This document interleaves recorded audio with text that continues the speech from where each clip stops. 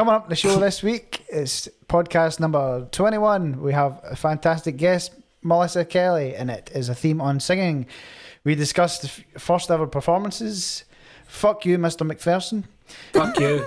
Music teachers, mad teachers, Ted McKenna, uni students, favourite singers ever, most hated singers, in-ear monitors, most embarrassing stage moments, and would you rather, stage versus recording, streaming versus vinyl, and then we have Banger or Saint, we have Frank Sinatra, Mariah Carey, we talk about Devin Townsend, and Aretha Franklin, and then we finish off Franklin. Aretha Franklin. That's the beer.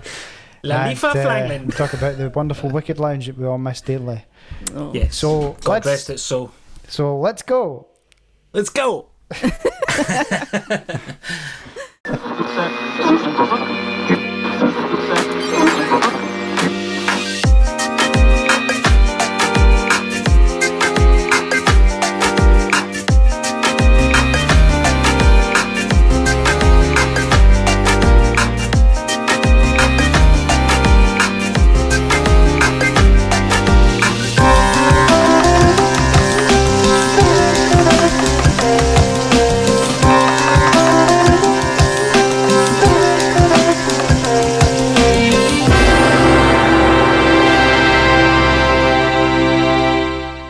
Welcome to episode 21 of the COVID Curer podcast, which will contain some bad language. This podcast is on Spotify and Apple, YouTube and Anchor. Give us a like and a follow and a subscribe. We're a wedding band from Scotland doing this podcast in lockdown. My name's Martin, I play guitar in the band. I'm joined by our lead singer David Swan. Hello, how you doing? We've got our bass player Mark Caulfield. Hello there. And our drummer Neil McDougall. Hello. We're also joined by a special guest tonight, a blues singer-songwriter and frontwoman of soul band Melisa Kelly and the Smokin Crows with Plaudits from Jools Holland's band, and an album mastered at the world-famous Abbey Road Studio. A great singer with a great voice, in the words of Justin Currie from the Amitri. A very warm welcome to Melisa Kelly. Hello. Welcome, Melisa. Thanks for joining us. Thank you very much for having me. How are you getting on with lockdown and stuff?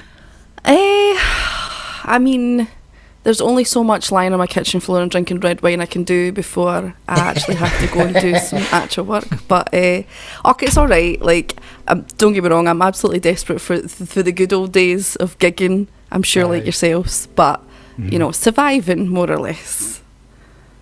Yeah, I think we're all the same. Did you have to cancel a lot of stuff like the rest of you? Did you have a lot of things planned and stuff before all of this came around? Oh, I had stuff booked right through until end of next year, and some of that's been cancelled as well. So, in fact, I was gigging less for me. Normally, I'm gigging continuously, like throughout the week. But by the time lockdown rocked round, I was doing a very conservative, like three gigs a week, which for me was really, really good as far as like taking it easy and not overworking myself, because I'm bad for that. There is a big part of me that's like, Christ, I wish I'd overworked myself right up until lockdown. But yeah, I did get a bunch of stuff cancelled, but there's nothing.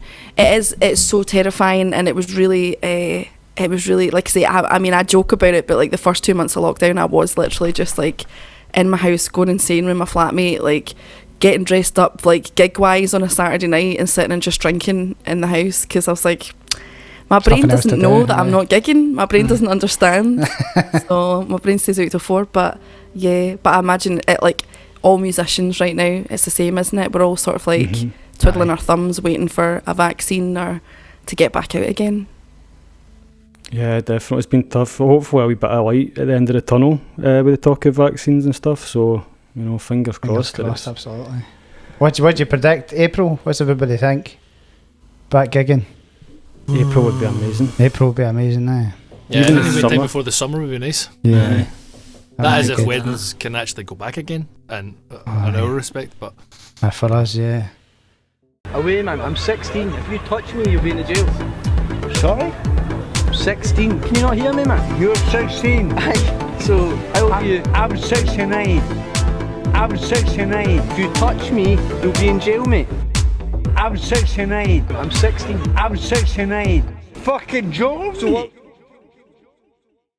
We usually do a sort of loose theme every week on this podcast, Melissa. And we're going to do singing because obviously you're a singer and you're on this week. So we're going to ask you a couple of questions and we can maybe ask it to the other guys in the band. We've got a few singers actually on tonight. So I was just interested to know, what's your first memory, Melissa, of singing to an audience? What's the first time that you can remember being up there on the stage? I did perform a little bit, like perform in front of audiences when I was a kid, but more so it was like one singer, one song at drunken house parties of my parents. They would drag me out like half asleep 10-year-old Melissa and make me perform Jackson 5 for their buddies. So like that was my first memory of performing to people. And it was always like, oh, go and get Melissa up, or go and bring Melissa through. She's an amazing chanter. Get her to sing something. So that was like my first memory of singing to people, and people going, she's really good.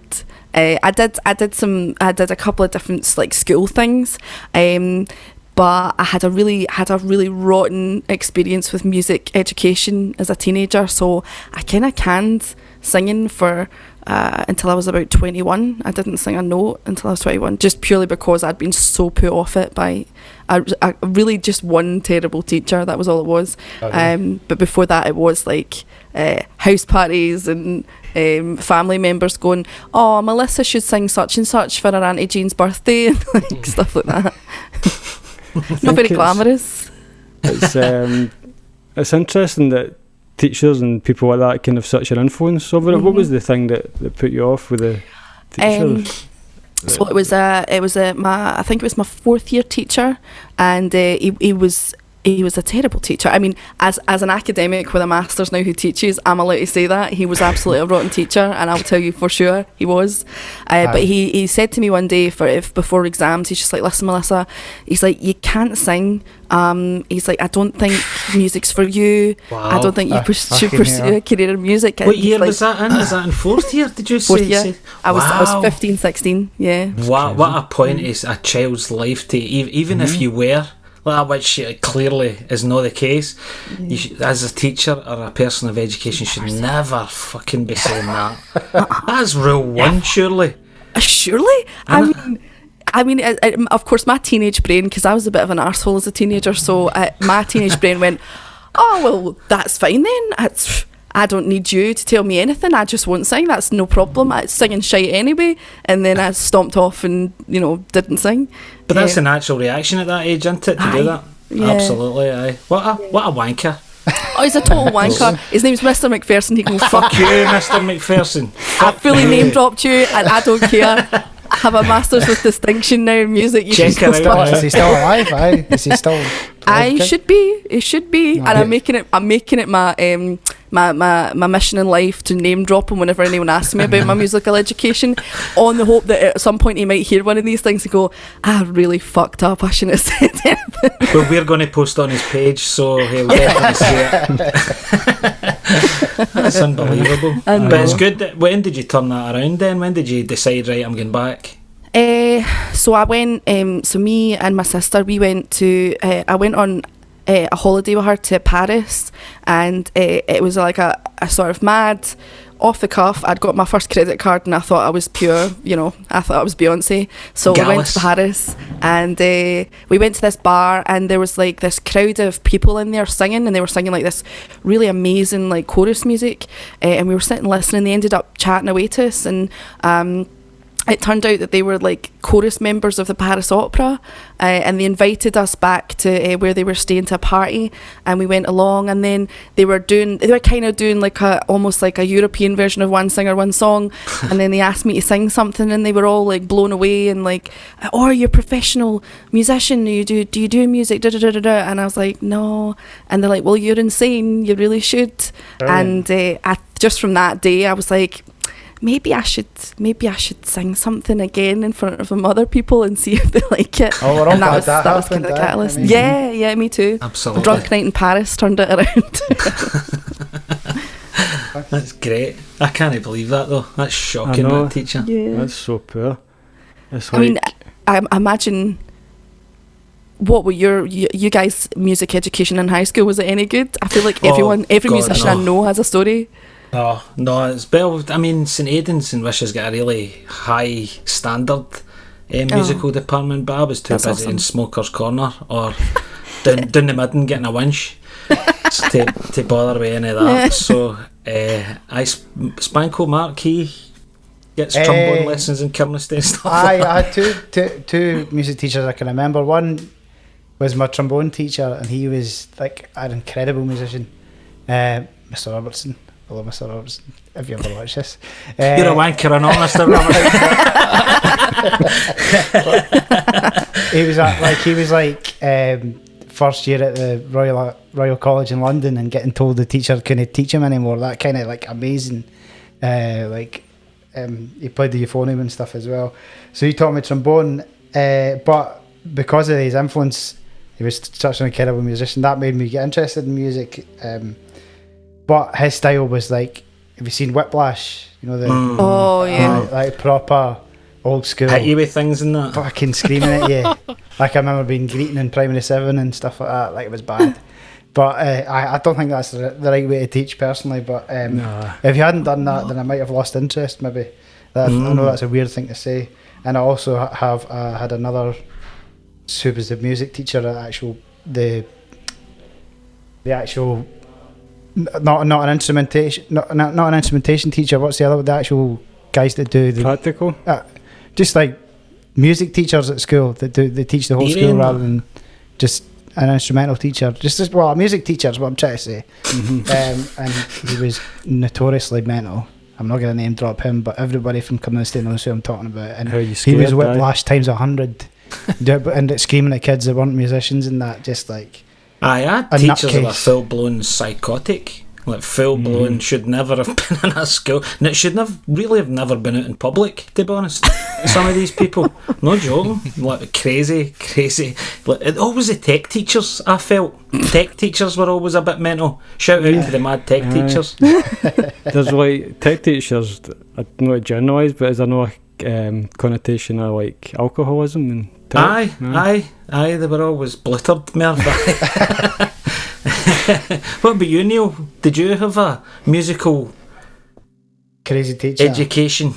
I was really late to music, to be honest. I was kind of into the sport, but then I had to pick because a teacher heard me singing in the showers, and not like in the showers, but and because I was just mental.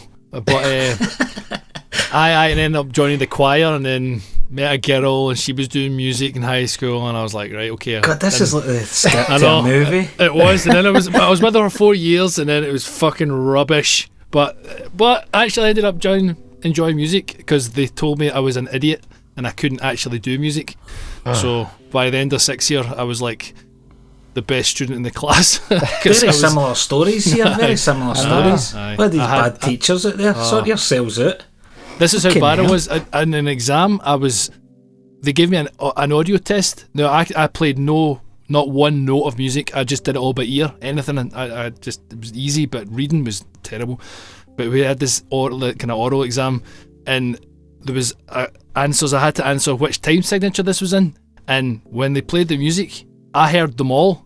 But what I didn't realise then is that I was subdividing everything to fit, so I could make the music be whatever I wanted. 6/8, 4/4, 12/8. I just kept fitting it in. That's the trick answer to that question, isn't it? Aye, but that was an idiot for doing that because it was clearly 4/4. You know, so that's the problem I think with music in general.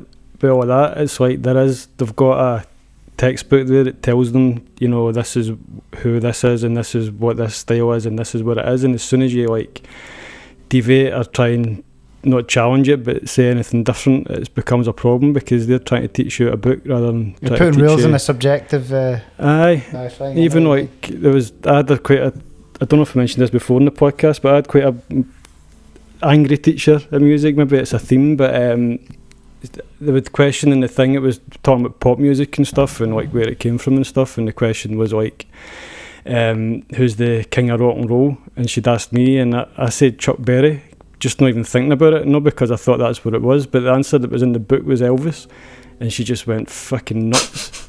Started screaming at her, like properly fucking mental. She went mental. To go mental. I know. I think Chuck Berry probably is more the king of rock and roll as well. Like, it's totally subjective, and it's probably more accurate because, I mean, I don't know the exact history, but it's just a weird way. I think that's the problem with a lot of the ways these things get taught. It's very much, this is what it says in the book, and what you're saying, Neil, you're saying the right answer, you know, subdividing it and taking it to a new level, but because it says 4-4 on a bit of paper, then you're wrong. Computer says no. I mean, I stayed because I was on a mission to get a girlfriend, but it was funny because then it was years after that I tried to go to college and everything, but I didn't have English, so I now know I'm like supremely ADHD, like beyond, like I cannot concentrate on anything unless I'm tapping or moving or playing like a full orchestral piece in my head.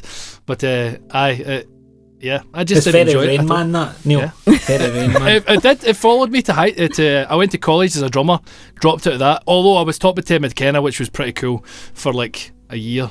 Who? Ted Sonny? McKenna.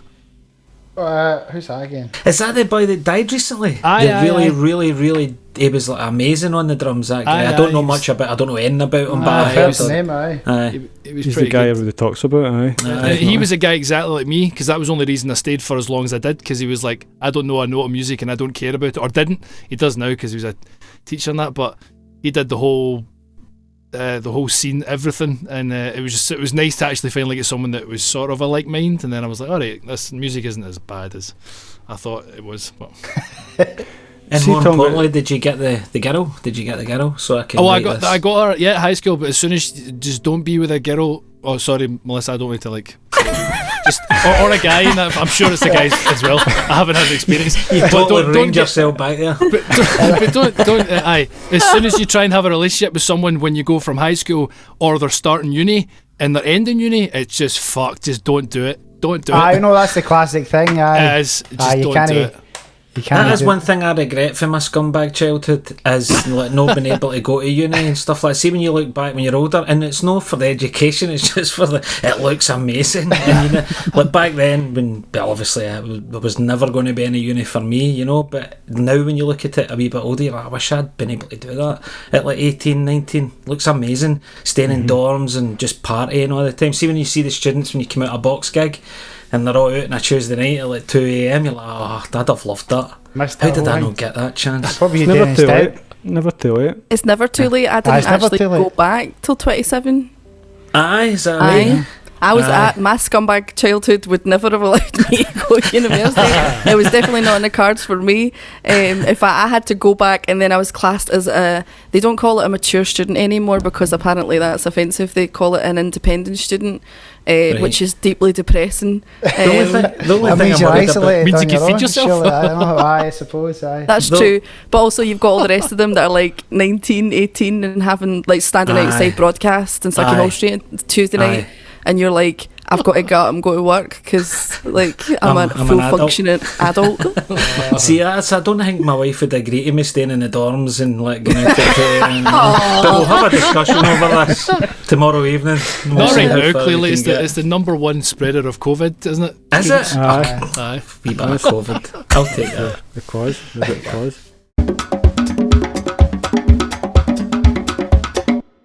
Neil, I think you're up, mate. Is it? Yes, this is probably your hardest question you'll ever receive, and you've probably been asked it maybe several times in music school, but who's your favourite singer of all times? I have been asked that question and absolutely like millions and millions of times, but the answer always has to be that there's kind of no one singular singer that's the best ever, because there's so many different singers that have so many amazing things that I love about them. Like, I obviously love people like Aretha Franklin. Like, there's no getting away from that. She's technically astounding. You know, she's got the most amazing expression as a singer. But then I really, really love singers like Tom Waits, singers that sound like they've like been smoking 40 a day and they haven't slept for 3 years and they're on heroin. I love that. I'm your man. Love that. All the heroin stuff, not the good singing, but and I know when I listen to people like Tom Waits that like there's no there's very little singing technique going on there. They're just singing because they love music and they're a songwriter and they want to sing. But I love that too. So I guess that's probably the two answers I could give. Aretha Franklin, really technically astounding, but also people like Nick Cave and Tom Waits that just are insane people, songwriters with crazy voices. I love stuff like that. Class. I love all Good singers. answer. That's a rubbish answer. No, No, it's a great not. answer. It's a great answer. It's a great answer. It's a great answer because usually somebody would just pick one and then discuss how that. But I like how you went through that. It's brilliant. Who's your Well, I'd Swanee? rather- Who's my favourite singer? Sorry, Melissa. No, on you go. I'm kind of a like Melissa a wee bit. I think I've not. I see when somebody asks my favourite band or my favourite song, I can never ever narrow it down that much. Do you know what I mean? It's you would need to at least do a top 10. Yeah. So it's hard to really get to that point, but I always mention her on the podcast, so I might as well fling her in. Nina Simone's one of my all-time favourites. I My just lord. love her. I don't know what it is about her, because I listen to a lot of stuff like that, but she's got something, the tone, I think it's the tone she's got, it's just beautiful. But it's that way I would go with that. I know it's a bit cliched, you know, No, 'cause she is I a think big it's where singer. like singers that are like really technically astounding. Like you can argue that like people like Mariah Carey are like incredibly technically astounding, but Yeah. honestly, I would much rather listen to Nina Simone or Tom Waits than I would me Mariah too. Carey. Yeah. Me too. 'Cause And I it's think boring. that's to do with what you were talking about, the kind of a rawness, and that you've came from kind of, you know, she's one of my prefer that. favourites. What about you, Neil? Who's your favourite singer? I don't know. It's hard, isn't it? Yeah, it is. Singer. Oh, do you know? Well, like there's one that I remember really like fondly, and it is what's his name? The blind tenor. What's his name? Andrea Bocelli. Bocelli. It's Yeah, good, aye. Andrea Bocelli. I don't know what. There was something that he was singing. I think it was a duet with someone, and the Peril Fishers or something, and. It was bizarre because it was completely out of context and completely nothing to do with anything I've ever done musically. And then when I heard it, I thought that's someone actually like an instrument, if you know what I mean. I always thought singing is singing, you know. I never really looked at it as an instrument. But when I heard someone that was using it like that, and then I knew he's blind, I was like, fucking hell, this guy's like doing something, you know. And I thought this is like, and then I kind of had a lot more respect for it from then on. But yeah, probably him. Bocelli. What about you, Spanks? Me, Otis Redding, I think. Or Jeff Buckley, one of two. It's a toss up, I think. Just Jeff Buckley because he's technically mental all over the place and that. But yeah, probably Otis Redding. I want to greet when he sings some certain songs. It's Same. unbelievable. Definitely. That's an easy one for me. Smooth operator. What about you, Merv? I think what you're saying, Melissa and Swanee, it's difficult to narrow these things down to one, especially. Nah, you never mean. And there is loads of different voices. I know what you're saying with that as well, Melissa. There's different people that have got different voices. Some people actually aren't good singers, but they're good singers, if that makes sense, in a way. Like, just a voice itself can sometimes, like a Bob Dylan or that, to me as a voice, so therefore he's a singer, he sings his songs, so somebody like that. But probably Al Green's somebody that I quite like. I think he's got a lot of range and a lot of good tunes as well. But the one I was looking up there, I just remembered Brittany Howard, the singer out of Alabama Shakes. Oh, amazing, She's man. outstanding. She's so like technically amazing, man. just Absolutely like amazing. properly mind-boggling, like notes and that. So I think her and Al Green are quite similar in some ways, where they've got a lot of dexterity and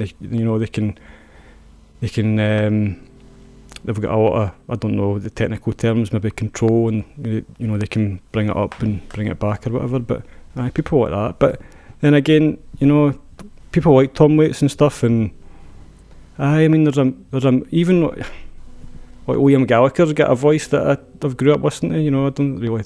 Here's a wouldn't more say he's the best interesting singer of all question time, then. but Who's your all-time hated singer? in this band, That's easy, Spanko. No, who do you not like to sing? Spanks. Who do I not like this? Oh, that's I mean that's a harder question than. No, it's not. Well, somebody that's a professional that I hate. Well, I just hearing. that you're not keen on. Somebody you go, nah, no, don't like that. Well, mine's is easy. That Bjork, I fucking can't You not like stand Bjork? that shit, man. She's a genius, man. Oh mate, I hate. What are you on about, Bjork? She's mental, man. Something about Iceland. Calm yourself. That's a difficult. I find that a harder question, man. Don't hate. A lot of people didn't like the Welsh lassie from that band in the 90s because she's got quite an annoying voice. Catatonia. Aye. She seems to be Gerris one I Matthews. remember. Aye. But I don't mind her voice either. It's unique. It's definitely a thing where there's voices that you maybe don't like as much as others. I can't really think of a specific one off the top of my head. You get any, but Melissa? there's definitely singers. I do, but a bit like Mark was saying, there's no voice I think I hate, but there are singers where I'm just like, I've not got enough rolls of eyes in my head to deal with it. Like people like Taylor Swift, I'm never going to get it. I'm never going to get it. And there's like, she's done a lot of things for like, women in music. Apparently, I mean, I don't know. There's just, that way with like certain musicians or certain types of artists. Your DNA is just never going to get it. It doesn't matter what they sing. It doesn't matter what they do. You're never going to get it. Yeah. I think for me, she's one of those where I'm just like, I don't get it. I can relate to that with her, definitely. But you, Neil? Come on, give us a big shock here, Neil. Give us a shock factor. Actually, what's his puss from singing Ace of Spades? What's his name? Lemmy. Right, Lemmy. It was more painful thinking of how he actually sang that, and every time I hear it, I just can't think. Lemmy. Aye, Lemmy. Aye. Somebody said. I said Lemmy. No, Lemmy. that was confused there. I can't. I don't know. I get the whole like ethos behind his like whole character and that, but he's like gargling nails and trying to shout at the top of his lungs, and it's like it's Don't get painful, it. I think. Aye, he does have a really healthy lifestyle though. Well, had, didn't he? He's gone now. Aye. Crazy. I think there's I'm not just saying this for the sake of this, but there's people that are great singers, and then there's people that are great singers when they sing with specific other people, like Glenn and McCartney for me. Oh, for fuck's sake. I'm going for a beer. A serious point. Like I think take them separately, and I think the two of them are good singers, but I think when you put it together, it's like it's a quite a special thing. Honestly, vocally, I think agree. they're great. Absolutely. What was it? I read a headline the other day. McCartney was saying that he thinks Lennon's song was a cry for help or something. What was that? I read the other days. They were talking about some song he has, and Lennon's saying that McCartney's saying that he thinks it was a cry for help at the time. So I'll need to look it up. But I knew you would fling one of them in there, lads. Aye. I think they're good. Overrated liver puddling wankers.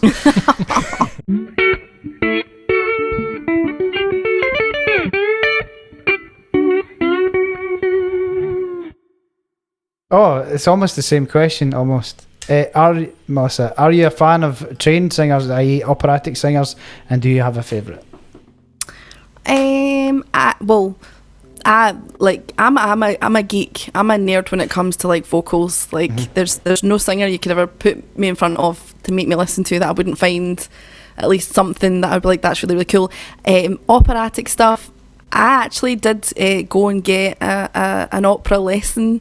A couple of lessons actually a couple of years ago. It was really fun to do. I'll never probably ever sing operatically in front of anyone ever, but I did learn the Ave Maria as part of the lesson. And the problem is as well, I've got a really dark tone as a female singer, so it sounds really peculiar because of course as well I've got a soul voice, and it's quite gruff as well sometimes, but I don't really listen to any operatic sopranos. It's a bit too it's a bit too singing by numbers for me. There's so much technique and not enough emotion for me. Yeah. That's what Merv was saying earlier. You've got singers like Mahalia Jackson, the gospel singer, from like she was around sort of like late 30s, early 40s. She was a gospel singer that was operatically trained, but she had the technique and the emotion. Like she sang like Motherless Child in Summertime and stuff like that, and it was absolutely astounding. But that's she's a gospel singer that learned to be an opera singer, so I guess that's why I love her more so. But absolutely. Yeah. But I'm quite geeky with stuff like that. I do want to hear all of the techniques and talk about it with people. Like, it's so sad because not many singers want to do that. Most singers just want to go out and be a front singer. They don't want to have to sit down and dissect all of the bits that go with it. So it's just me being a dork on my own. No, that's cool. It's quite cool you do that, isn't it? I don't know enough about it to even comment on it, but is it completely different from your normal singing then? The technique of operatic, completely different? Is it all diaphragm, or what's... There's stuff that's the same. There's stuff that's the same for all singers, like, diaphragmatic breathing and support and all those kind of things. But then opera singers do things like they cover their vocals when they're going up incredibly high, which gives them that sort of, for want of a better turn of phrase, a posh sound when they're singing in a different language. There's foundational stuff. So what does that mean then? So what's that? So they put, is it like an accent on it or something like that? So when they cover, they're basically, this is gonna, I'm revealing, I'm letting you see the man behind the curtain now that I'm just an absolute dork. I'm the least cool person you'll ever meet. Cool. So basically what they're doing is they're changing the acoustics and the acoustics of their throat and their mouth, and changing where their palate is to create a really rich sound, even though they are mixing their head and their chest voice. It still sounds like it's fully in their chest, which it's not. So they're covering that. That's amazing. It's if I was feeling braver, I would absolutely do. If I were teaching a student, I would do an example here, but I'm 100% not going to do that. Take it away, Incredibly embarrassing. That's very interesting, though. Very interesting. And on that sort of technical side, something that I always think is amazing with singers and people is when somebody can say like G or whatever, and then somebody will just go and sing a G. Pitch perfect. As if they just know it. That's incredible to me. Like, I don't know perfect pitch. Sorry. How you could just know that in your mind. It's like I've got relative pitch, but perfect pitch, I think I'll probably have it at some point, just because, again, geek, and I'll try and train my ear to do that. I think the one thing that was more important to me, because I lost most of the hearing on my left side when I was 19, so which makes it really, really difficult live gigs. So I had to learn, thank God for Pavarotti, because I learned how to understand what key I was in from the vibrations in the stage. So if I'm at a gig, I have to have the bass up really loud in my monitor, because that helps me if I can't hear. I know that I'm in key by the vibration that's going on. Wow, really you would cool. hate some of our gigs, some of the monitor mixes we get, you would hate it. And that's all Spanko's fault. Well, it's like gigging, when the Crows were gigging in places like Box. We all love Box. Yeah. But to be fair, sometimes the sound is rotage. Yes. You can't hear fuck all. Chef's been on this podcast. Oh no, actually, I used to, whenever I'd come into Box on the Thursday night and I was exhausted and I'd been teaching or doing whatever all day, and see Shep's shiny wee face behind the sound desk, I was very, very happy. I love Scott from Box, but he's shite at sound. There, I said it. I'm definitely keeping that in. I would just like to also say that the only reason it is because he's too busy on his phone and he's not interested, because he's bored shitless. He just leaves. He just leaves. He just goes. I love him dearly, but that's the truth, Scott. You know it's true. Aye. He probably would admit that as well, Scott. He would admit that. He's like, he'd probably be like, aye, because I don't care. I've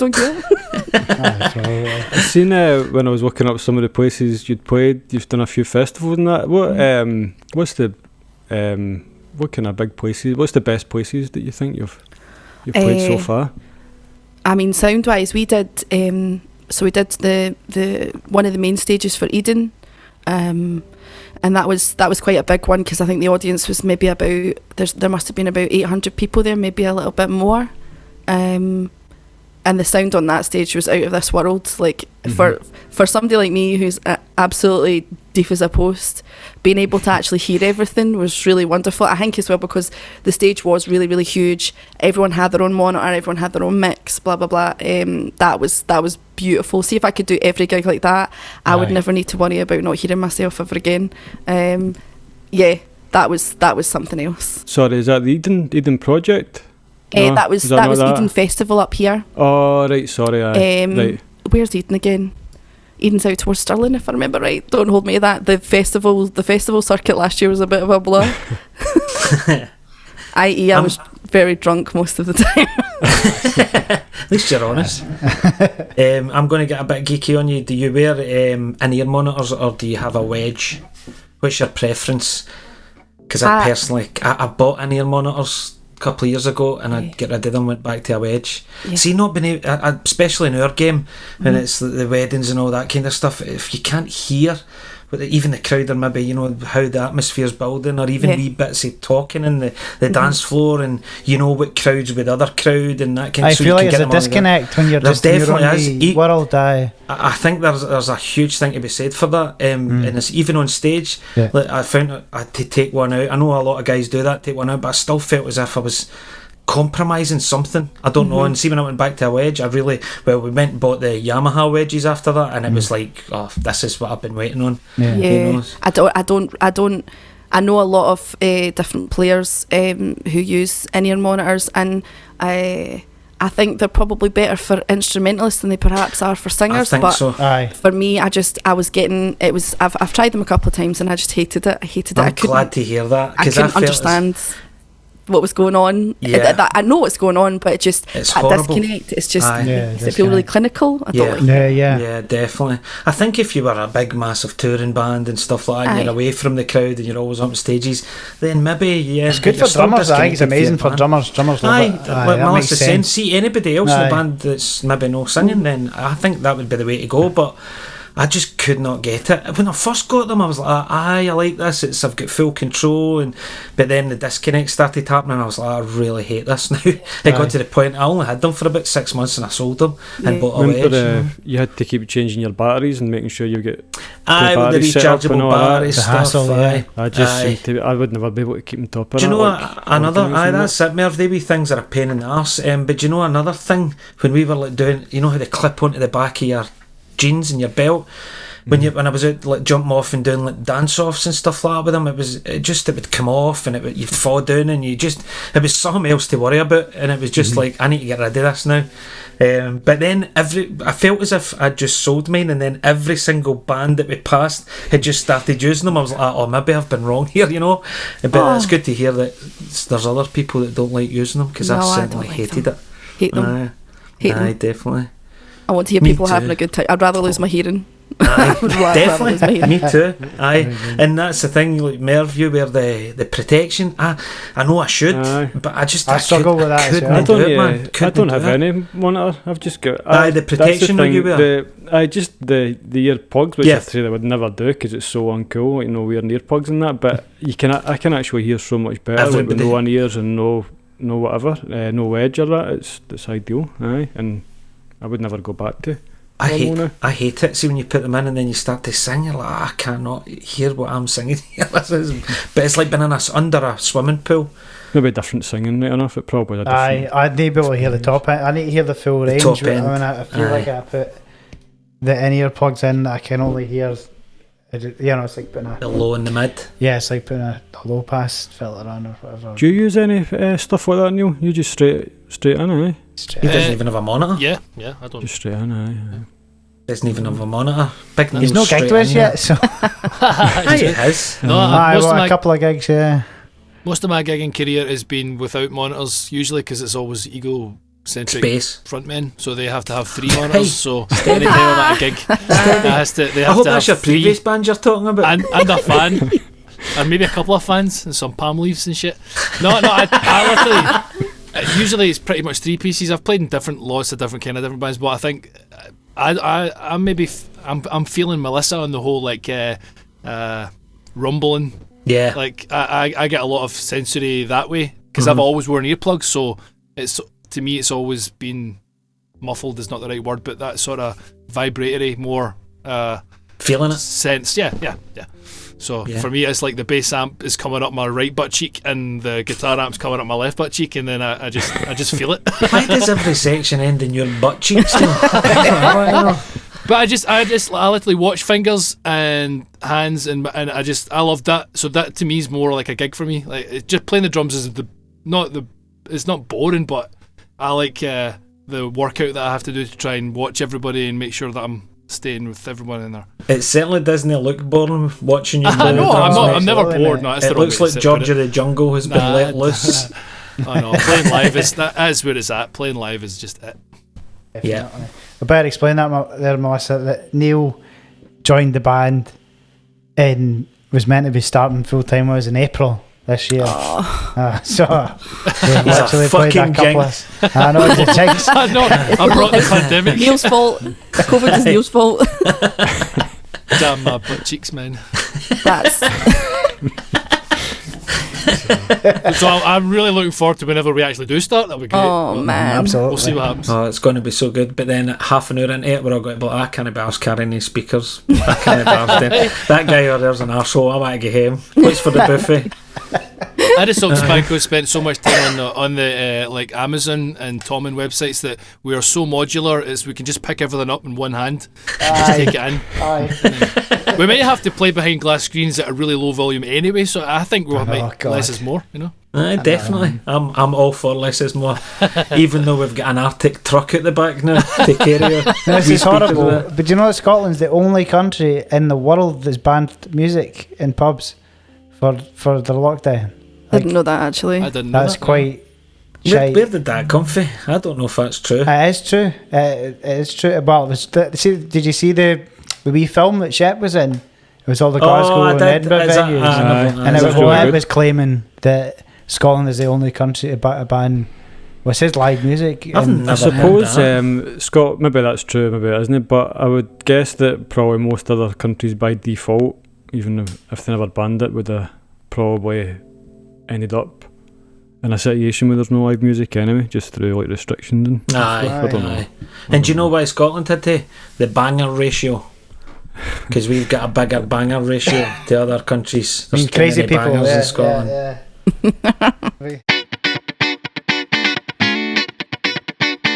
Right, Melissa, so what's the strangest, funniest, most embarrassing thing that's ever happened to you when you're singing?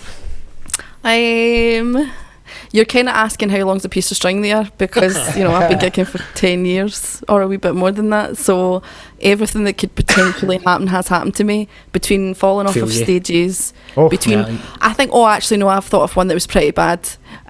When I first started gigging in Glasgow, I noticed that the thing is, I work with a lot of men, and they're all incredibly supportive, beautiful people, beautiful creatures. But unfortunately, when I first started gigging in Glasgow, I got lumped in with a bunch of very misogynistic players who sort of treated me like I was a complete bobblehead that had nothing inside my brain. So I made a passing joke one night, because I was like, they're not listening to me, or they're just like, I'm not even sure. I'm like, Melissa, what key do you do this song in? So I looked them all dead in the eye and as serious as I could muster. I was like, I do it in, what was it? It was H flat. And they all just looked at each other and looked at me and went, okay. And then they just kept going and they just chose the key. And they didn't bother. And I was like, I see how this is going to be. You're not going to dig me up for that or nothing. You just think that I think that H flat is an actual key for something. Wow. Brilliant. Wow. But I mean, as far as gigs go, I've fallen off. I fell off of the stage at Jazz Bar. That was a good tune. In my defence, that's was it? I've been doing a 24-hour day between gigging and working, so I'd been working 24 hours. And I was just exhausted, and I wasn't looking what I was doing, and I absolutely decked it straight off the stage. But the glorious thing about Jazz Bar crowds is you could literally get up on stage and take a shit, and they would go mental and applaud you. Biggest part of the tune. Better work, you fucking bitch, this is amazing. So when I fell, I think they all thought it was a bit, and they were all like just screaming and like, yeah! I'm like, this is not a bet. I'm really hurt. Somebody pick me up. But yeah. Oh man! I hope you didn't hurt yourself. Did you hurt yourself? No, I think I was so full of wine at that point that I could have probably fallen off a building and been alright. So yeah, it was fine. I've never fell off a stage, I don't think, but we had a bride fell off a stage, didn't we, once up in Carnoustie. A bride came up to do a song, and she was just that was an amazing wedding. The crowd were really up for word going. She was dead nice, but she was dead bubbly, and she was kind of a, right, can I sing a song? She came up on stage, and it was it's a stage, you know, the ones where they can build them to any size, so they can take like maybe a corner section away and a corner section away. So I'm maybe thinking it was like a big square and they'd moved two away, because she was from Carnoustie, and she was up on stage, and she must have thought, well, this stage goes out to here, and it doesn't. It was just that was a hole, and she just went straight down, and she landed. It was so bad. But see, in her defence, she gets straight back up and straight back up on the stage and started singing again. I was wetting myself, and I was only wetting myself when I seen she was wetting herself, because I was like, I was quite scared. I thought she'd seriously hurt herself. I was bad, because it was like a full blown dink, and I was like, and then she was straight back up. Oh, good for her for getting back up again, because that's the only thing you can do, because what you're going to do, you're like, your little inner diva ego can like die a death, and you can just sort of like sneak away, or you can get back up again and be like, wasn't that hilarious? I've dislocated my knee. It's kind of like when you hurt yourself, that's no sore, wasn't it sore? It's one of the ones. It comes from China. Comes from China.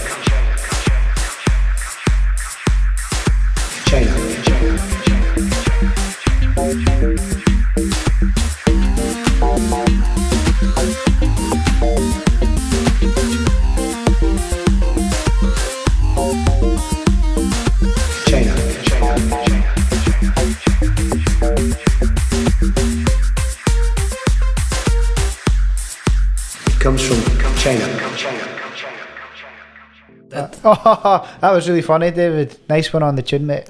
Thanks, mate. Thanks. Yeah, insincere bastard. Right. Now he's going to get me back, because I'm going to play my jingle here for the next section. Shite.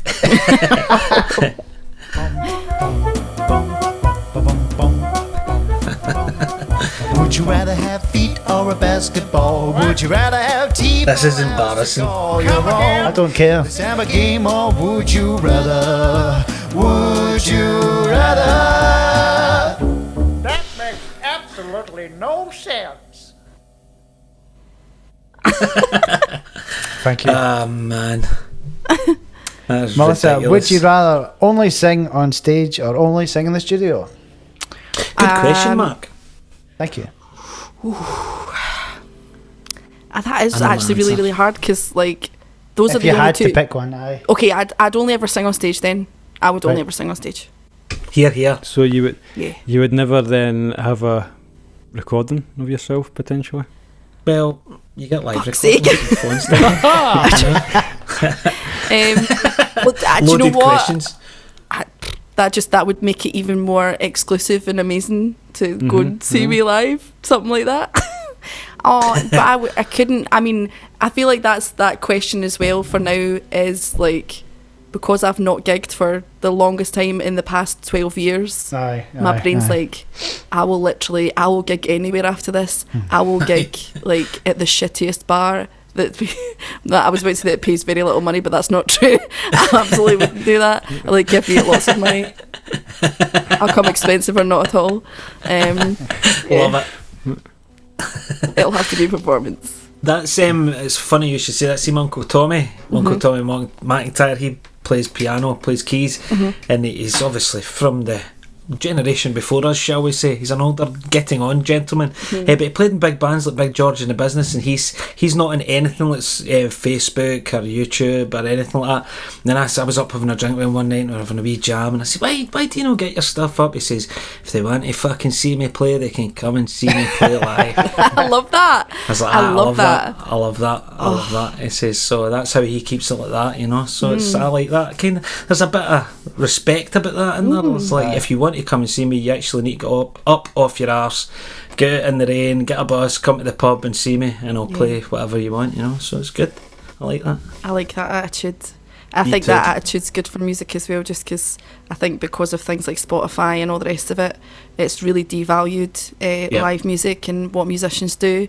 And I mean, there's probably not going to be much of a turnaround on that for quite a while yet, but if people are fighting the good fight and doing things like Gregory Porter, the jazz vocalist, his recent album, I love him. I would, my God, I would walk through fire for that man. I think he's so amazing.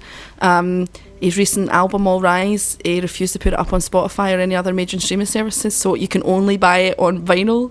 That's amazing. I love that. That's like amazing. a massive, like, well, I think you can get it on CD as well, but it's still sort of that attitude of, physical. if you're not going to if you're not going to make the effort, then I'm not, it's not happening. Yeah, my art's worth the effort, I suppose he's saying, That's really good. They say that vinyl sales are, I don't know if they're bigger than they used to be, but they're definitely they're on the big way up. at the moment. They're on the way up, and maybe that's a trend that might continue. If that's a possible way, like a way of doing things, maybe a lot of artists will start doing that and just saying, "What, you need to come and buy the vinyl," and that's it.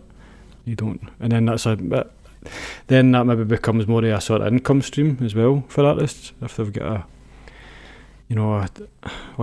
something that they can cash in on in a positive way. Yeah. Because at the moment you can't cash in streaming. No, you cannot. Like the streaming royalties are an absolute joke. Like the fact as well that like you've got the CEO of Spotify going up and saying, well, we're no longer in the days where you can just make an album every couple of years, you've got to be releasing every 3 months. And it's like, what you're basically saying is we're no longer in the times where you could make quality music and cultivate your life for information and copy to create beautiful songs. You just got to pump out a load of shite every 3 months to keep your streams up. It's like, what an arsehole. I hope his next shite is a hedgehog, because that whole press conference he did, it's like, you're an absolute... that's crap though, isn't it? Aye, that's crap. And it's really rubbish. And they were saying as well, I read a wee thing that before lockdown, and particularly in the Scotland and the UK, I think it was wide, that live music was starting to see a real resurgence, in the younger generations. I noticed that my son, who's 16, 17, and they're all really, really big into the live music and going to the gigs now, and where that kind of waned a wee bit, just the generation before him, I think. So that's good to hear, along with the physical side, that it's starting to come back. And maybe we should all just get together and say, right, we're not posting anything online. If you want to come and see us, you need to come and see us. Well, Tommy McIntyre it. That's what we should do. God, if only we could actually do that. If only we had the power to do that. I know. No, you're going to unionise every musician on the planet. Some snake would just come in and go, no, I'll just... There's always one. There's always one musician that's like, nah, I'm going to undercut everyone, I'm going to work for nothing, and I'm also just going to... 50 billion followers because he's the only musician on Facebook. Oh, God. The Crows, we did vinyl for Devil's Luck, and that made us a fair amount of money for the band. Good. Because I was worried at one point because I really wanted to have it on vinyl just because I love vinyl and I'm a geek for it, and I wanted to have something physical, something tangible, because it was my first sort of big album. And I was like, I'm being an idiot here, I shouldn't be getting vinyl, or is anybody going to buy it, blah blah blah. But they did, and we made That's more from vinyl than we did from streaming or anything else like that, for sure. Like maybe 100-fold, something crazy like that. That's mental. Yeah. What was it like for the production setup of it? Was it a bit pricey to get going, or can you reclaim that back kind of thing? I think after the sales. Yeah, we definitely we covered a lot of costs with the sales for vinyl. It is so, I mean, making vinyl is about as expensive as you want it to be, but I think because like when we did Devil's Luck, that was all live tracking. So first of all, you've got the cost of live tracking a band that at that time we were a 12-piece band. Jesus, a 12-piece band in one room. So like when you listen to a take on Devil's Luck, that's one take that's been taken. There was one or two overdubs, but we were all in one room. Wow. But yeah, that cost a fortune. And then we were lucky because one of our friends, Graham, had folk that he'd worked with at Abbey Road, so we got in there. But I think the one thing that I learned from making vinyl is it's going to cost you. Aye. But it's only going to cost you if you want something good, and you should spend lots of money on mastering, because if you're going to put it on vinyl, and you've got to get it really well mastered. Aye. I find vinyl as well with the live stuff is really good, because you're getting the atmosphere a wee bit off the record. Aye. So that's I good. feel like I've been love that. listening to live stuff because you can't go to gigs just now. I feel like back to the streaming thing, but I have been listening to live albums and stuff like that. Corey Wong one is class. Like just to get that energy again, it's just like I miss that so much. It must be that anyway, but I find myself listening to live albums just now. It's love it. Aye, definitely. I think you're just getting the fix, isn't you? Aye, getting a wee bit of a fix. That's all it is.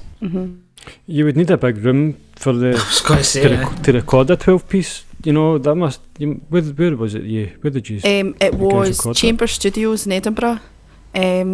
It's a really, really great studio, and Graham Young, that was our producer, and Bruce Wallace, they did an amazing job, because it was a hard ask what I was asking to do, and like I say, there were overdubs, but you know, they're putting a lot of faith in the band as well when they're accepting a job like that, because what they're basically saying is, I think you're good enough in the time frame that we have carved out for this to be able to get one really amazing take that we can put on an album.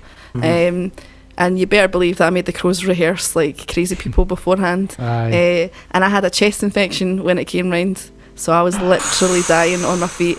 I was drinking cough medicine and whiskey mixed together at one point. It was awful, but it needed to be that time frame. So they did an amazing job though, and it was a nightmare start to finish, an absolute nightmare. I wouldn't wish it on my worst enemy.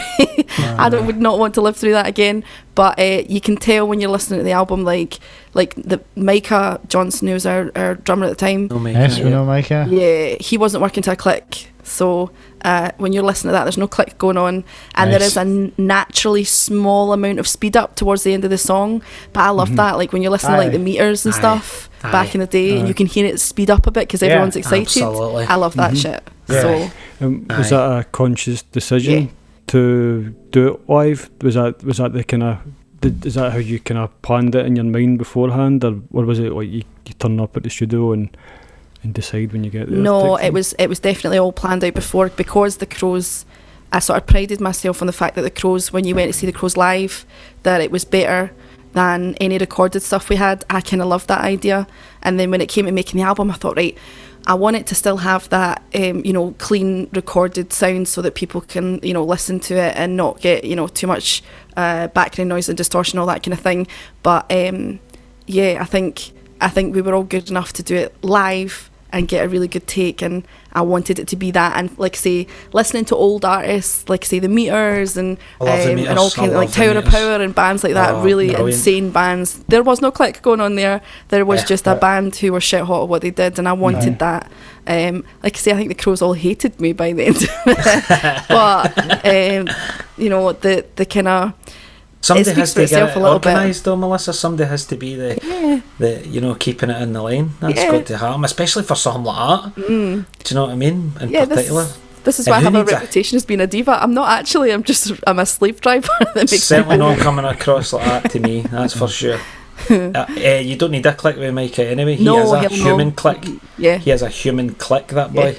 He's an outstanding drummer. He's in fact, when Micah obviously got really, really busy and he went off to work with Tom Maguire and the Brass Holes, I was like, how the fuck are we going to replace Micah? I know. How on earth are we going to do that? We got really, really lucky because we had Graham Newbury for a while, and just now we've got Tony McVeigh, who drums for Joseph, and Tony's been listening to Northern Soul. Sorry?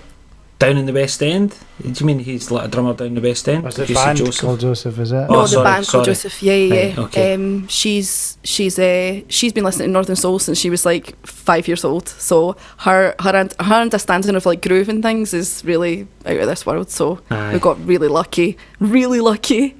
A soul band without a good rhythm section is just like, what's the point? Don't even bother getting out of bed. Definitely.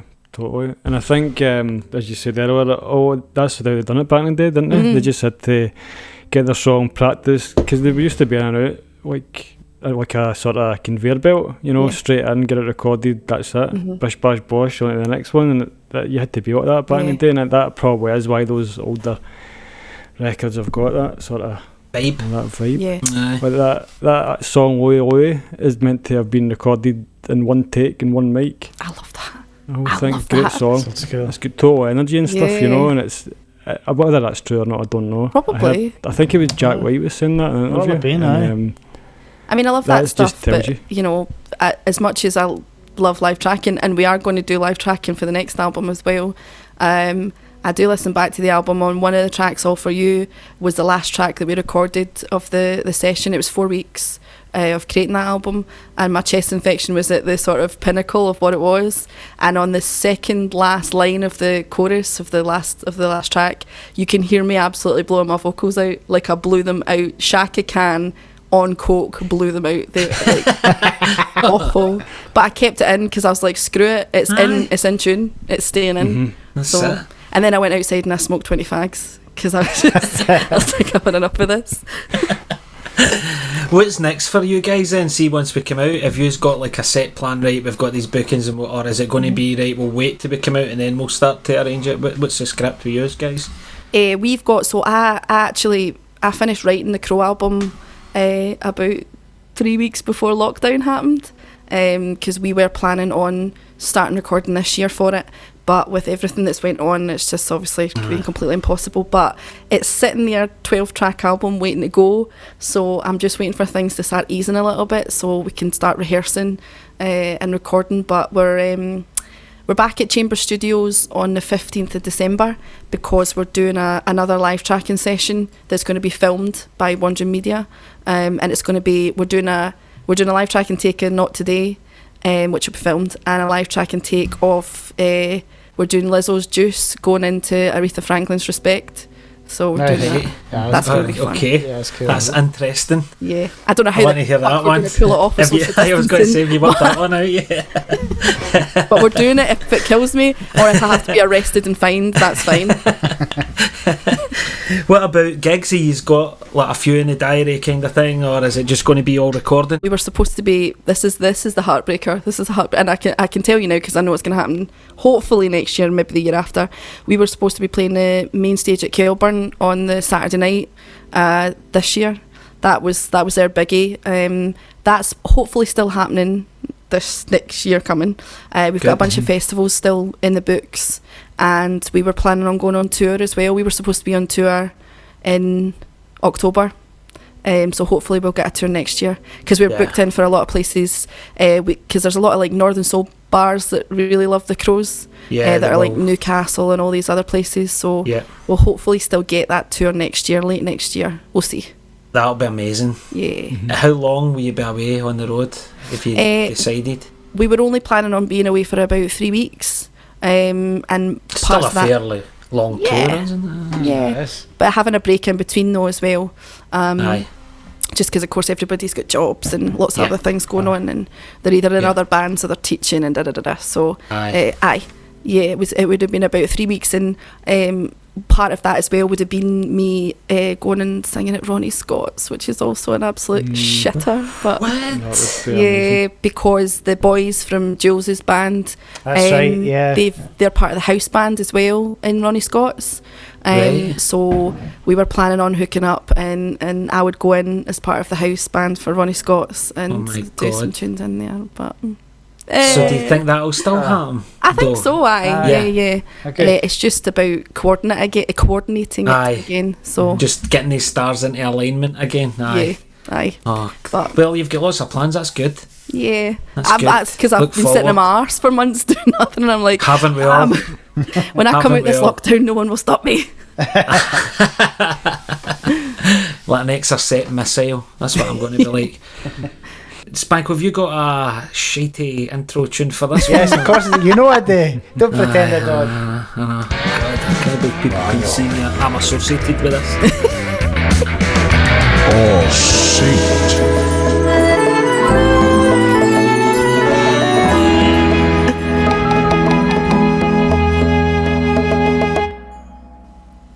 Banger or saint? Okay, Melissa. Frank Sinatra. Banger or saint? Saint. No. Saint. Yeah, I mean, like, the problem with a lot of singers from that era is they were probably really dreadful people. Like, they probably were absolute shitheads. But if we're talking, like, vocals and things like that, and music, smooth. I love me some swing, absolutely. Yeah. It's quite Christmassy as well. Aye. For Sinatra, it's Christmas, isn't it? Basically. Yeah. In my house, it was anyway. Aye. And him and Dean Martin just drunkenly singing like Rudolph the Red-Nosed Reindeer. I'm here for all of that. Absolute nonsense. Pure smoothness, isn't it? Yeah. Pure smoothness. He did have a gorgeous voice though. Yeah, like, absolutely gorgeous. Like I make fun a little bit, but like he was a big star for a reason. Aye. Absolutely. What about you, Neil? You're sitting there all quiet in the background again. Neil, come on, give us your thoughts. Give us your let us explore the dark regions of Neil's brain. No, I would definitely. I remember hearing the story of like, was it Frank Sinatra or one of the Rat Pack or someone that they were very good at singing songs about like Nazi Germany and all that, but no one knew what they were talking about. But what? Yeah, like see, Neil always takes them away. They're Hitler loving. No, they're not. No, they were completely against it. They were. Right. Yeah. Right, okay. Like it. What's that song?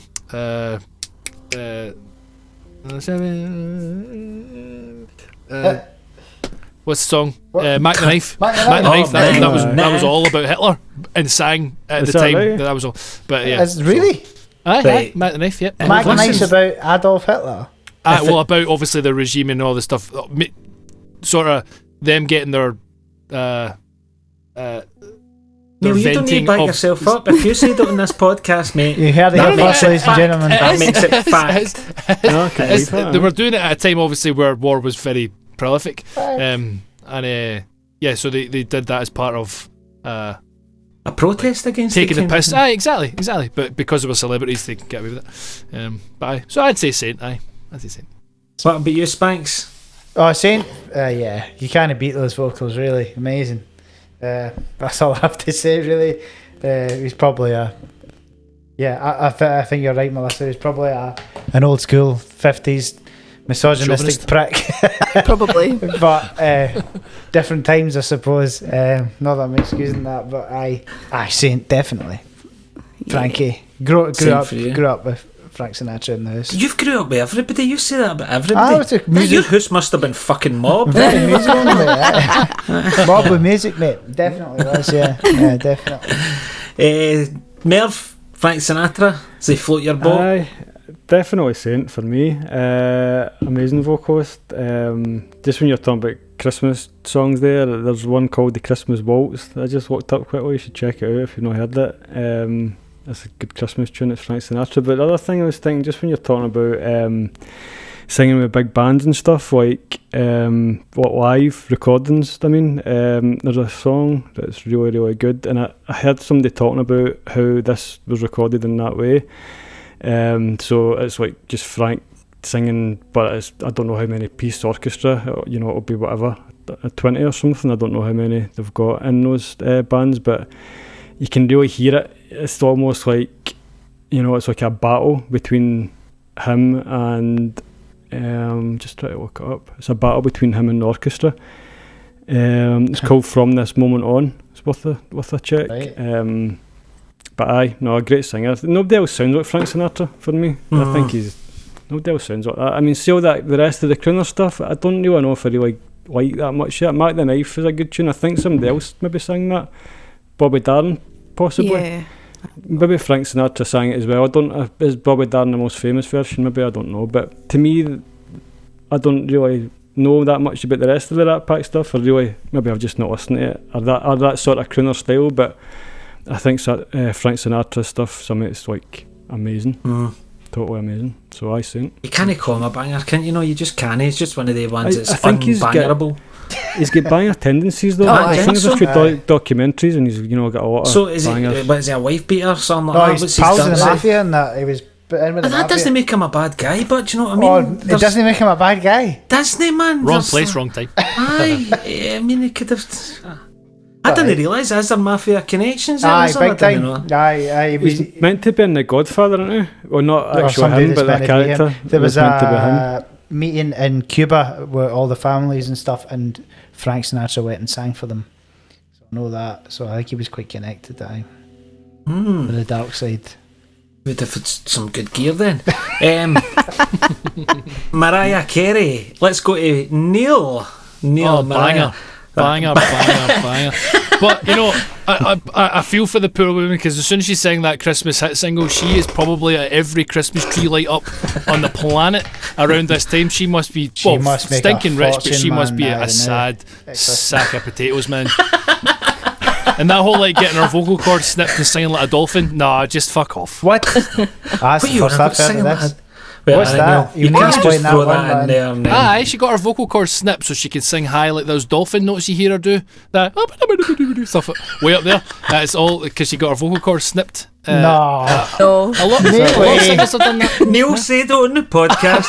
It's fucking true. He's need to get used to this.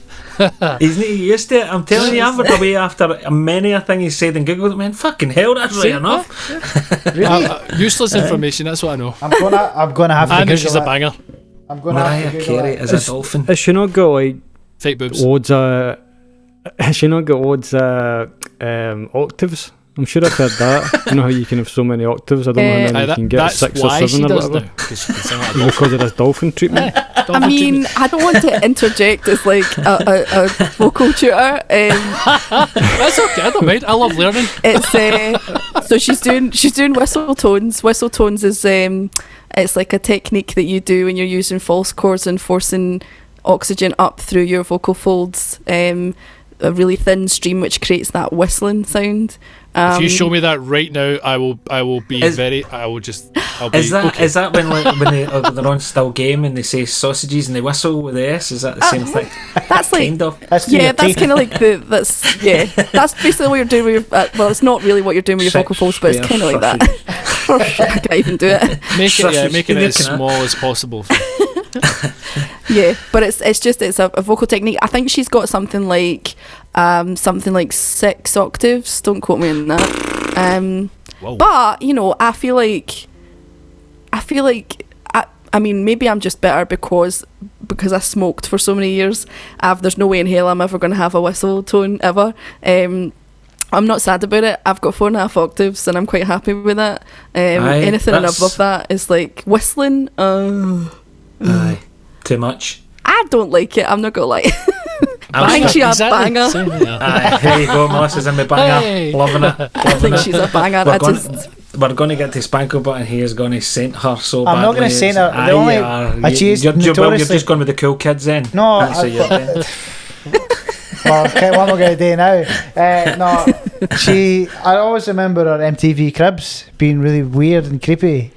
Like she was like, no, so that's I'm going to say banger because she had like a mad, like multi-million-dollar apartment in New York. I remember. At the end this. of it, she just took all her gear off and had like a bottle of champagne. Was like, that wasn't Cribs, mate. And just sitting watching, Yeah. just going, and this is what I do, guys. Like that. It was really weird. It's like you're not a human. That's strange. She's But like I'm really the creepy intrigued step with this. auntie. Aye. I'm really intrigued The with this inappropriate story, step, auntie. Neil, but I can't find it anywhere about That's getting a 'cause vocal it's- cords cut. Yeah, maybe I dreamed it. I just pass on information. I don't like filter it in any way or bias it in any way. I hear it, I say it. I don't care either way. You know, I'm quite happy. I kind of wish it were true. I think if that were true, I'd be more inclined to say that she's a saint because I'm like, she is absolutely directly out of her mind. I think that would be great. But the fact that I know it's not, and she's just like got whistle tones and is a complete and absolute rocket. I mean, maybe it was something more to do, like, you know how like the kind of polyps and anything like that can develop and you have to get surgery and all that. I know a lot of singers something have had about nodules. She had nodules. Yeah. She grew a fin, mate. She grew a fin. She is a dolphin. Let's circulate this out straight away. Yeah, let's start that rumour. Mariah Carey was actually Flipper. I mean, you've seen her in that like video and like the washing the cars and all that. She's right at home in the water and all that. So I think she's a dolphin. She's like the inappropriate auntie. She is. She's a bit creepy. Drunk Like auntie. Spanko says, aye, the one that sits in your knee and all that. And you're like, oh, just get away from me, you. She's like that. She's definitely like that. And she looks she's like the Grinch when banger. she smiles. That's what she is. She does actually. Aye. What age is she, Spanko? Oh, let's find out. Like, game another hair. 2 seconds. Did you see on Joe Rogan, Dave Chappelle, they got the guy to Google, you know, the wee guy that edits it and produces it, and he's like, Google that, right? Cheers fingers. He calls them fingers. The guy that Googles everyone. What was it? It's better than Spanks. Age. She must be late 60s. 50. But she's only 50. Aye. 50 and dolphins. That makes her 170. March 7th, 1969. Or 1970. Right? What? That's what it says in Wikipedia. She's a queen. She's a queen. Genuinely, can you see that? I don't. Aye, mate. I'm leaning into. Fuck's sake. Yeah, of course we can't see it says. You can't see that, but it does say born March 27th, 1969 or 1970. She's obviously lying about her age. She's inconclusive. That's a shock to me. I thought she was older than that. She's been on the phone on Wikipedia. I definitely thought she was older than that. But Let's to go have with that Demon type Dolphin. of range at that age as well, that's mental. I mean, she is definitely like really technically astounding singer. There's no one will ever take that away from her. She's totally out of this world. But I think it's just her general, like that New Year's Rockin' Eve or whatever the hell it was, that recording of her like pouncing about the stage and being like, somebody's getting fired, and like sound engineer's an arsehole, and it was just like, oh, shut up, Mariah. You come out once a year, you sing the song, and you fuck off home again. Shut up. Just shut up and do it. Aye. Dance for your money, monkey, and then go away. Like, that's all I want. I don't want anything else from Mariah. Remember in one of the episodes of these podcasts we were talking about like what the artists like demand in their riders? Wasn't hers like a million nuts. Roses or something? It was all sorts of flowers. Oh, it was flowers and zebras and stuff like that. She's a Fruit Loop, an absolute Fruit Loop. I know I should be kinder, but I can't be arsed. In fact, I take it back. I don't. Taylor Swift, she's getting a pass now. It's Mariah Carey. I don't like her. She was upstaged by a goat, remember, in that video. So I think, like after that, what? I had a smaller bit of respect for her after that video. Have you never seen them? Never seen the goat video with it. Oh my god, it's it'll change your life. And you can tell me how the goat does it with his vocal cords as well. I cried and cried for like a year solid at this video. It's quite old now, but oh my god, see at the time it's the funniest thing I've ever seen. I think it's one of the ones though, if it tickles your funny bone it really does, but if it doesn't you're just like, what the fuck is this? But it's basically a goat singing the chorus to Taylor Swift. Oh, it's right. incredible. Have you not seen that? I think I have seen it. You will have seen it. Trouble, I think the song's Trouble. I'm not doing the old fancy share, but it's do. It's not funny when you do this way. You need to go away and watch it yourself.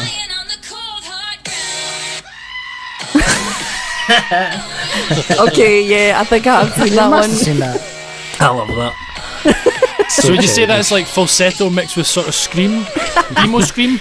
Oh, I tell you something though. There's like I recently found this singer. His name is Devin Townsend, and he's out of this world. He's a metal singer, and he's got like 7 octaves, and a whole part of his voice is just. I mean, I don't want to compare him to a goat. I'm not selling it here, but he's got like this crazy like high, fry, like really rough range that it's just insane. And he sometimes sings like an opera singer. Satan shouting kind of thing when it's going really, really high pitched and stuff. Oh, right? It's insane. He's totally amazing. He's completely insane, and his music is not for everybody. But as a vocalist, he's like, I'd rather listen to Devin Townsend than Mariah Carey. There we go. What band's he in? I'm sure I've heard of him before. He was in a band. Or something now? Is he dead now? No. He was in a band called Stratham Young Lad, and then he's now, the band that he's got is just like his band. Like, it's just called Devin Townsend, and it's a band that backs him. But they're like proper. It's weird. It's like theatrical metal music. He's totally amazing. Aye, brilliant, absolutely brilliant. Well, if you're into that kind of stuff, I've not really heard them, to be honest, so I'm saying brilliant and I don't even know, so I'm talking shite. Anyway, Mariah Carey's a fucking banger. I think we're all yes, conclusive. well and truly agreed. Banger. That's how have you put this one in, Spanko? I can't say that. After Melissa said that. Well, it'll all be. Well, it's going to be easy for everybody, this one. Aye, right enough. It doesn't need to be a banger all the time. Aye, it could be a saying. So, it's your all-time favourite, I think, Aretha Franklin, up on the banger or sent list. Okay. No surprise what you're going to do here. I will fully fight Ollies in a field. If any is, don't say Saint. Like, stripped to the waist, full bare knuckle boxing, I will do it. I can see Neil getting leather in a minute. No, she's just saying, I can't say no. Yes, I'm saying, she's like, I think as well, like, when I first heard Aretha, it wasn't Respect, my first song that I heard Aretha singing, it was A Change Is Gonna Come. And because my mum and dad, like my dad really loved blues and jazz, and my mum really loved like soul and like pop, but when I say pop I mean more like 70s and 80s pop. And people like Aretha and Stevie Wonder were like the only artists that ever got agreed on in the house. Everything else was a fight. Like my mum didn't want to listen to Howlin' Wolf and my dad didn't want to listen to Dionne Warwick. So Aretha Franklin, A Change Is Gonna Come. And I remember even as a child being like trying to mimic her and trying to sing like her. I just thought she was an angel sent from above. So again, be very careful with your answers, boys, because I will fight you in a field. That's definitely what we're going to do. But I actually remember I'm sure it was you.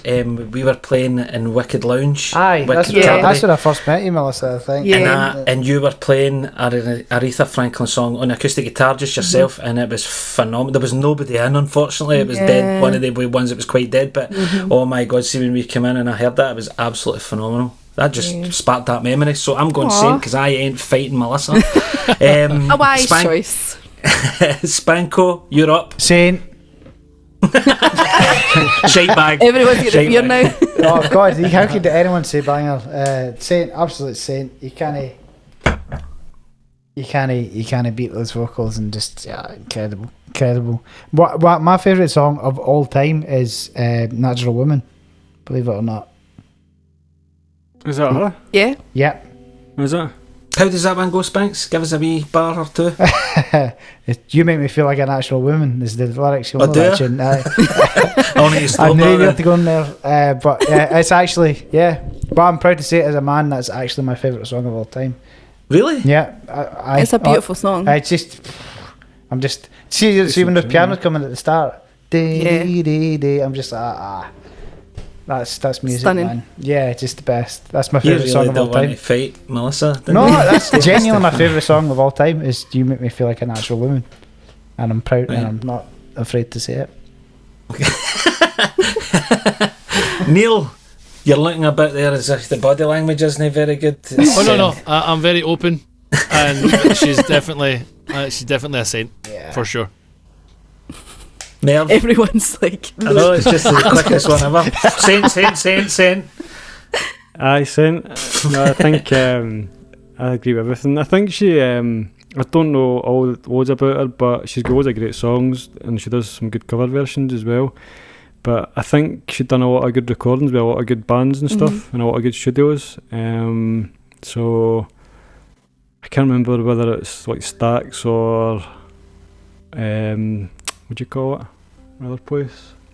Muscle Shoals, Atlantic Records. Muscle Shoals, I was thinking. I know she's definitely connected. Is it Muscle Shoals that she recorded a whole bunch of places because before she brought out I Never Loved a Man, that album with Respect and everything on it, she released like 6 albums that absolutely flopped, like they completely flopped, and they were with all different players. In fact, 6 albums over 10 years, and nobody was interested. Right? I heard a thing Neil Rogers talking on a podcast, and he was saying either she asked to work with him or he was working with her. He asked whatever happened, they were working with each other, and whatever they were trying to do, it never really worked. And I don't know if it ever ended up coming out. I remember him saying that. Yeah, she had quite a tragic career for a long time before she became famous.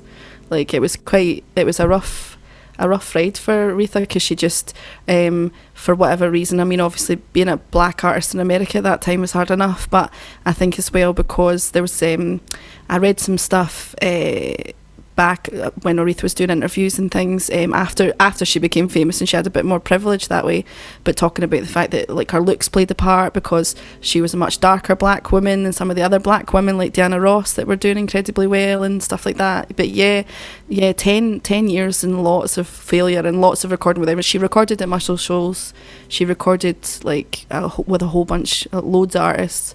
But yeah. I think she's in that Muscle Shoals documentary about that's how it kicked it off, kind of thing. But like you say as well, she's a black woman for the 1940s. Was she not from Mississippi as well? She was like deep south. Yeah, she came from the deep south, so lots of obstacles to come over there. So amazing. Good piano player, I think. Yeah. As well.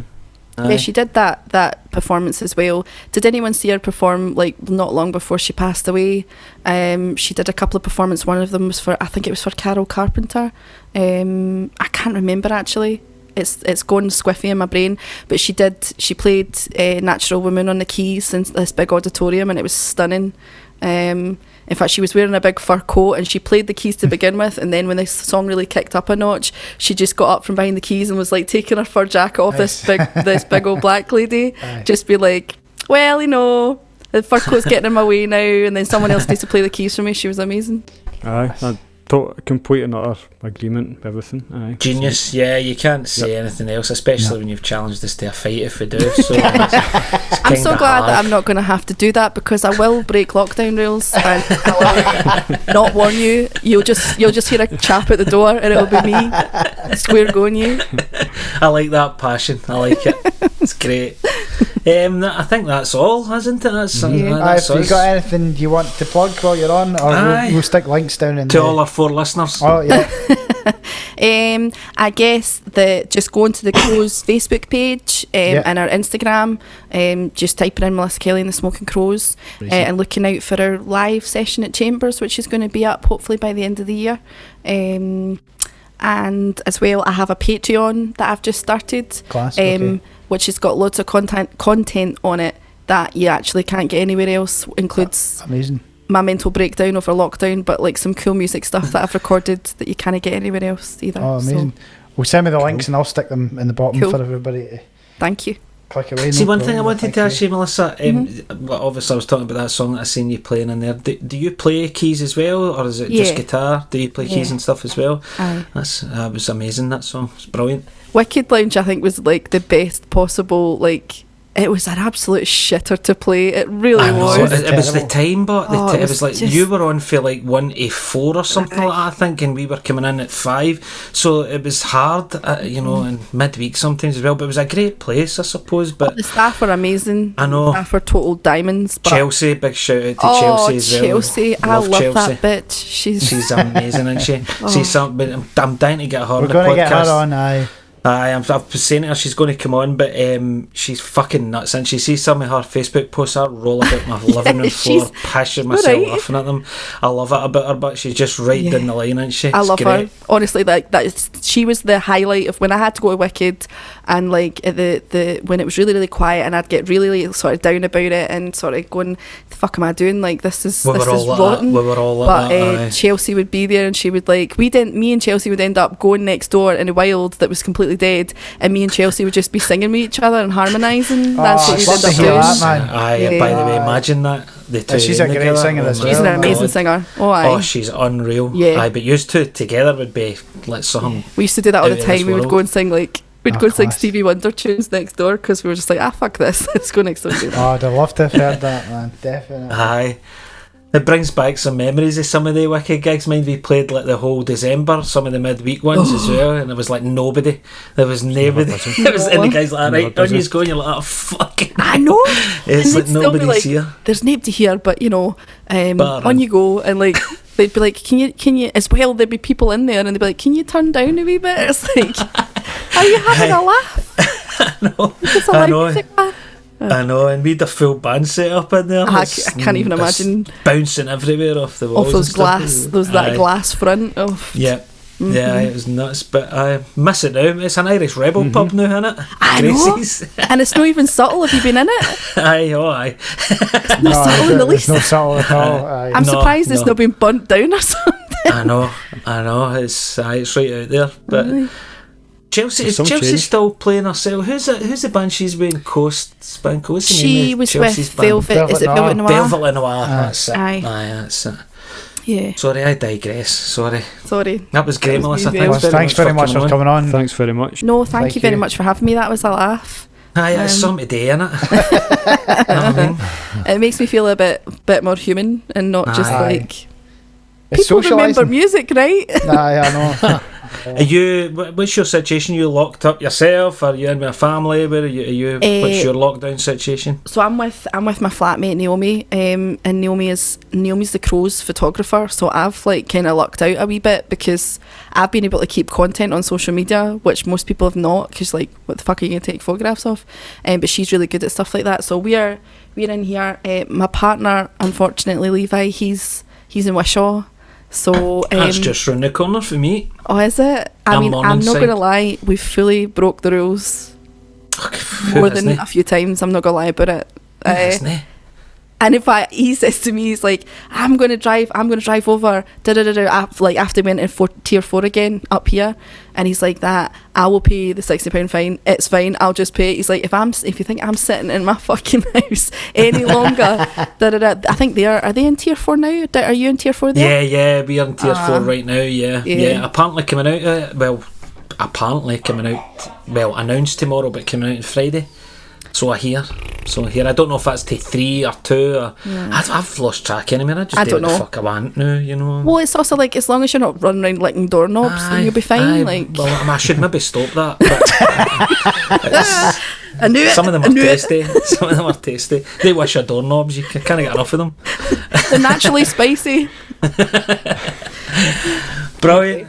Thanks very much for listening to the Carbon Copy COVID Curer podcast. We'll be back soon with another ill-informed, chat-filled episode. Why not tell us what you think by email, inquiry@carboncopymusic.band, or visit our website, carboncopymusic.band. And if you're feeling really generous and you haven't already, please give us a like on our Facebook, facebook.com/carboncopy4, and even our Instagram, @carboncopyweddingband. Thanks again. No bangers were hammered during the make-up of this podcast. Carbon Copy reserve the right to more about anything they like, and they will. Thank you.